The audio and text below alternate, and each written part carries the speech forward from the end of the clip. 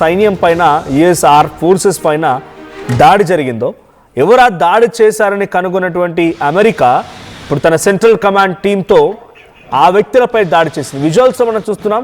చాలా భయంకరమైన దాడులతో అమెరికా రెచ్చిపోయింది. ఐసిస్ ఉగ్రవాద స్థావరాలే టార్గెట్గా బాంబుల వర్షం కురిపించింది.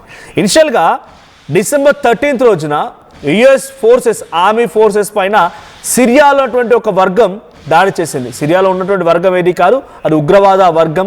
ఎవరైతే తమ వంశం నుంచి, అంటే అమెరికా పెత్తనం ఏంటి, ఇక్కడ అమెరికా ఏం చేస్తుంది, అమెరికాకు వ్యతిరేకంగా ఉన్నటువంటి వారందరూ కూడా ఇప్పుడు అమెరికా దృష్టిలో ఉగ్రవాదులు. సో ఆ ఉగ్రవాదులే అమెరికా ఆర్మ్ ఫోర్సెస్ పైన దాడి చేశాయి. దీంతో రిటిలియేషన్లో భాగంగా, దాన్ని తిప్పికొట్టే చర్యల్లో భాగంగా ఆ ఉగ్రవాద స్థావరాలు ఎక్కడి నుంచే దాడి చేశాయో ఆ స్థావరాన్ని కనుగొన్నటువంటి అమెరికా ఇప్పుడు ఆ స్థావరాన్ని పేల్చేసింది, కుప్పకూల్చేసింది. సో సుమారుగా 10ల సంఖ్యలో అక్కడ మరణాలు సంభవించాయి. చాలా వార్ ఎక్విప్మెంట్ పూర్తిగా కుప్పకూలిపోయింది. సిరియాలో ఇప్పుడు హై టెన్షన్ నెలకొంది. The strikes were conducted in an effort to combat terrorism and protect US and partner forces in the region, according to Central Command. So US Central Command ప్రకారంగా వాళ్ళు ఏం చెప్తున్నారంటే, ఈ దాడిని మేము చేయడానికి గల ప్రధాన కారణం అక్కడ ఉగ్రవాదాన్ని అంతమొందించడంతో పాటుగా US and its partner forces, US మరియు దానికి సంబంధించినటువంటి ఇతర పార్ట్నర్ ఫోర్సెస్ని సంరక్షించడం, ఈ ప్రాంతాన్ని సుభిక్షంగా చూడడం అని చెప్పి సెంట్రల్ కమాండ్ అంటోంది. దీని ప్రకారంగా వాళ్ళు ఏం చెప్తున్నారంటే, our message remains strong. If you harm our war fighters, we will find you and kill you anywhere in the world, no matter how hard you try to evade justice. So మీరు మా fire fighters పైన, లేకపోతే మా army సైన్యం పైన, war fighters పైన కనుక దాడి చేస్తే ప్రపంచంలో ఎక్కడున్నా సరే వెతికి మరీ హతమారుస్తామనేటువంటి ఒక స్ట్రాంగ్ మెసేజ్ని మేము పంపించగలిగామని సెంట్రల్ కమాండ్ టీమ్స్ చెప్తూ ఉన్నాయి. The US and its partner forces fired more than 90 precision munitions, 90 missile అని ప్రెసైజ్ టార్గెట్. మీ అందరికి చెప్పాను, యుద్ధం అనగానే మనం గుర్తుపెట్టుకోవాల్సింది ప్రెసైజ్ అంటే చాలా సూటిగా ఎక్కడి నుంచి అయితే ఆ దాడులు జరిగే ఆ ప్రాంతాన్ని కనుగొని ఎగ్జాక్ట్గా అక్కడ మాత్రమే కొంత ధ్వంసం జరిగేలా, అక్కడ మాత్రమే దాడి జరిగేలా. ఇతర ప్రాంతాలు అంటే బేసిక్గా ఒక బాంబు పేలిందని అంటే దాని ప్రభావం ఇంత దూరం వరకు ఉంటుందని చెప్తారు చూసారా, అలా ఉండకుండా ప్రెసైజ్ టార్గెట్ ఎక్కడైతే దాడి జరిగిందో అక్కడ వరకే వెళ్ళి కేవలం అంతవరకు మాత్రమే పరిమితం అయ్యేలా దాడి ఉండే విధంగా చేయడమే ప్రెసైజ్ టార్గెట్. సో 90 ప్రిసైజ్డ్ మిసైల్స్ని ప్రయోగించిందంటే సుమారుగా 35 టార్గెట్స్ని ఆపరేషన్ హైకీ ద్వారా చేపట్టగలిగింది. 20 ఎయిర్ క్రాఫ్ట్లను ఉపయోగించింది ఆపరేషన్ కోసం యుఎస్. ఇక అఫీషియల్ చెప్తున్న ప్రకారంగా దీనికోసం F-15లని, A-10స్ని, AC-130 JSని, MQ-9స్ని, F-16స్ని కూడా ఈ స్ట్రైక్స్లో ఉపయోగించింది. సో లొకేషన్స్ని చాలా పక్కాగా క్లియర్గా టార్గెట్ చేయగలిగామని చెప్తోంది central command. And we will never forget and never relent, defence secretary Pete Hegseth wrote on X on Saturday in reference to the military actions. ఎప్పుడు మర్చిపోం, ఎప్పుడు వదిలిపెట్టం అనేటువంటి ఒక మాటను చెప్పుకొచ్చారట.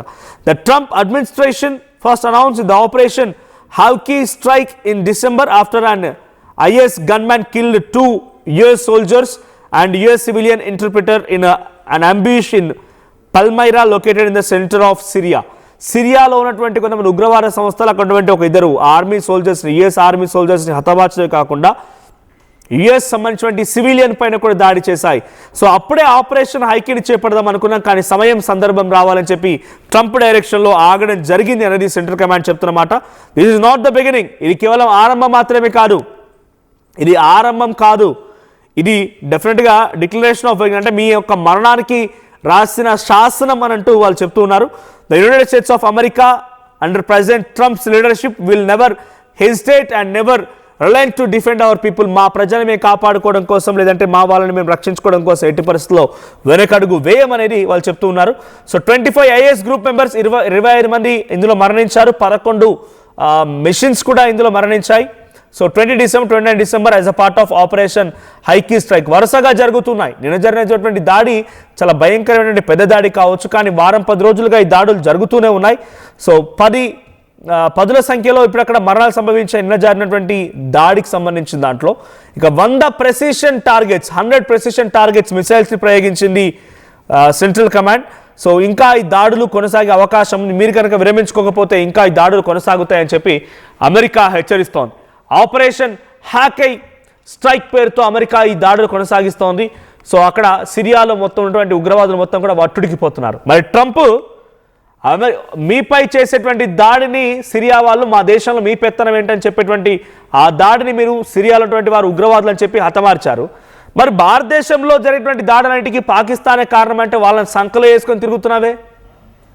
భారతదేశంలో జరిగిన దాడులన్నిటికీ పాకిస్తానే కారణమని ఆధారాలతో సహా ప్రపంచ వేదికలపైన ఆమె నిరూపించినప్పుడు నువ్వెందుకు వాళ్ళకి మద్దతుగా ఉంటున్నావు? నువ్వెందుకు వాళ్ళకి సంకలో పిల్లగా వాళ్ళని చారుతూ ఉన్నావు?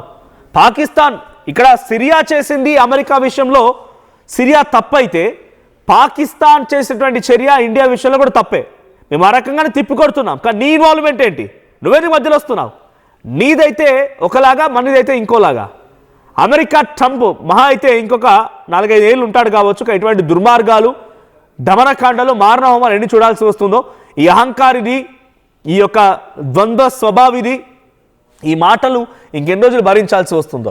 సో ట్రంప్ విషయంలో ఆయన తీసుకున్న నిర్ణయాలు కరెక్ట్ అయినప్పుడు భారత్ విషయంలో కూడా భారతదేశం తీసుకున్న నిర్ణయాలు కరెక్టే. తప్పు పట్టే హక్కు నీకెక్కడిది అని భారతీయులు క్వశ్చన్ చేస్తే ఏం సమాధానం వస్తుంది మరి? సో ట్రంప్ నిన్న చేసినటువంటి దాడికి సంబంధించి ఒకసారి విజువల్ చూద్దాం.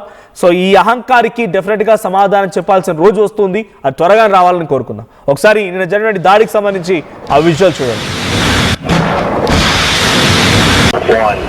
Launch.